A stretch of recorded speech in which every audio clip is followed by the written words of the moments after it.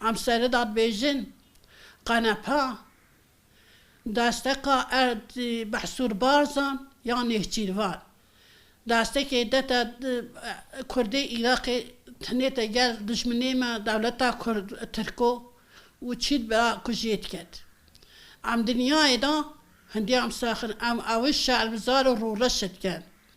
هدی بسه بلا خوین نرشید بلا خوینا کردان نرشید بلا یا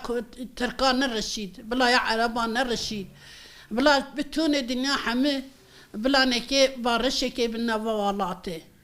ام قالبان قد كان محسود بارزاني ام بيجن بلاوي شري ده تسكناندني بلا ام حزن دايكن ام حزن كان تشكس بيتا كشتني ام حزن كان تشخين بالرشيد ام دايك داشتينا ام دايك بارشينا ام هر وقت كي بارشيت خازن ام اشتيت خازن از بانگل مسعود بارزانی تکن از بیجم بسته یدی زمانی که و تانگا بو خوبه تا پیشتا کرد یعنی کرد دسته دای ام جد بیجن عیبه که مزنه با مسعود بارزانی ام بیجن بلا شر برا کزجی نکرد بلا شر اولاده خو نکرد اما البته ایبون حیف مخابنته تا تلویزیون بیته از نخوازم شرط ببی عینی درویا وکی سروکزیه ترکی بیجی با بیرو باور با چنینا چا وجدانا و قبولت کرد یعنی شر برا کجیت کرد اجوه کی دایکه که بانگل مسعود بارزانی تکن به مهی مسعود بارزانی نیوکار رژی بزد و روا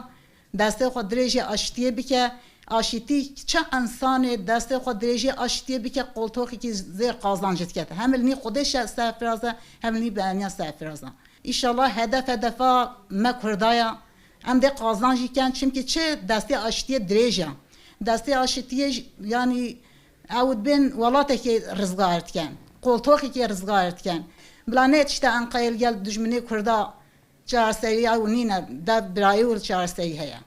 ام جی اوید بیجن ام بیجن ایشالله ایدو کشتن چه نبی ایدی دست خودان استا وجدان خود بین دست آشتی بگیرن